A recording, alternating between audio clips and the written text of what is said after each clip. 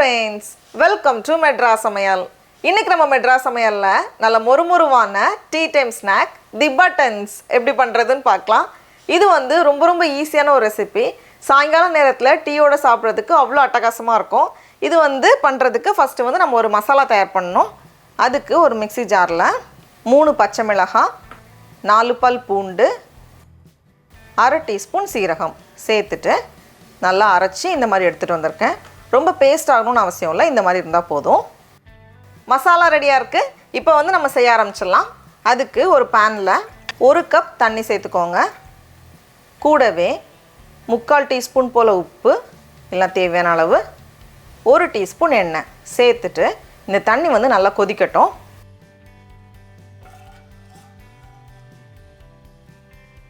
இப்போது தண்ணி இந்த மாதிரி நல்லா கொதிச்சதும் இதில் 1 கப் அரிசி மாவு, கடையில் வாங்குவோம்ல இடியாப்ப மாவு இல்லை வந்து கொழுக்கட்டை மாவுன்னு கிடைக்கும்ல, அது சேர்த்துட்டு இதை வந்து நம்ம நல்லா கலந்து விடணும். கொஞ்சம் உதிரியாக இந்த மாதிரி தான் இருக்கும், அது பிரச்சனை இல்லை. நம்ம வந்து கடைசியாக மிக்ஸ் பண்ணும்போது சரியாக வரும். நம்ம ஸ்டவ் ஆஃப் பண்ணிவிட்டு இதில் வந்து நம்ம அரைச்சி வச்சுருந்தோம்ல மசாலா, அது கூடவே கொஞ்சமாக பெருங்காயத்தூள், 2 டீஸ்பூன் அளவுக்கு எள்ளு எடுத்திருக்கேன். எள்ளு வேண்டாம் அப்படின்னு நினச்சிங்கன்னா எள்ளுக்கு பதிலாக 1 டீஸ்பூன் சீரகம் சேர்த்துக்கோங்க. சேர்த்துட்டு இதை வந்து கொஞ்ச நேரம் அப்படியே இருக்கட்டும்.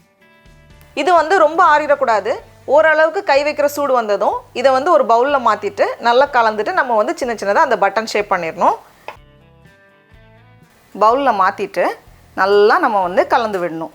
இப்போ பார்க்குறதுக்கு வந்து கொஞ்சம் உதிரியாக ட்ரையாக இருக்கிற மாதிரி தான் இருக்கும். ஆனால் நம்ம மிக்ஸ் பண்ணும்போதே எல்லாம் சேர்ந்து வந்துடும். கொஞ்சம் சூடாக தான் இருக்குது. அப்போவே நம்ம பண்ணும்போது தான் ஈஸியாக இருக்கும். ரொம்ப ஆறுனதுக்கப்புறமா நம்மளால் இவ்வளோ ஈஸியாக பண்ண முடியாது. அதனால கொஞ்சம் சூடாக இருக்கும்போதே நல்லா கலந்துக்கோங்க.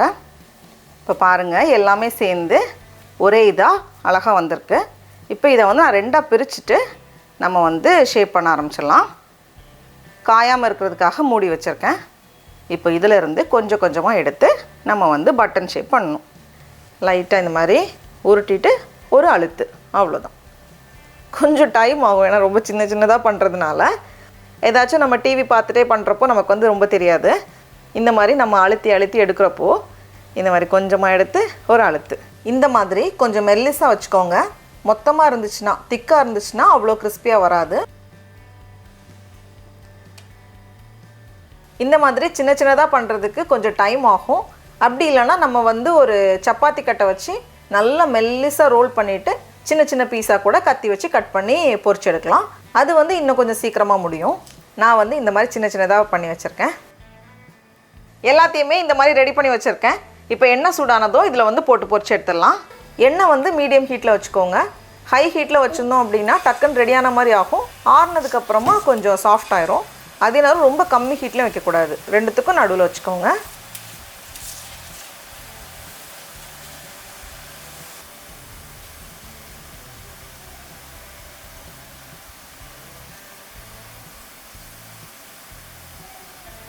இப்போது இந்த மாதிரி நல்லா செவந்து நல்லா மொறுமொறுப்பு தன்மையோடு வந்திருக்கு. பபுள்ஸ் எல்லாம் நல்லா அடங்கியிருக்கு. இந்த ஸ்டேஜில் தான் நம்ம வெளியே எடுக்கணும். இதே மாதிரி மீதி இருக்கிற எல்லா பேட்சும் பொரிச்சிட்டோம் அப்படின்னா சூப்பராக ரெடி ஆயிரும். அவ்வளோதான். டடா, பாருங்கள் எவ்வளோ கிறிஸ்பியாக இருக்குன்னு. அவ்வளோ மொறுமொறுப்பு தன்மையோடு இருக்குது. சாயங்கால நேரத்தில் சுட ஒரு கப் டீயோடு சாப்பிடும்போது அவ்வளோ நல்லாயிருக்கும். இப்போ நம்ம டேஸ்ட் பண்ணி பார்க்கலாம்.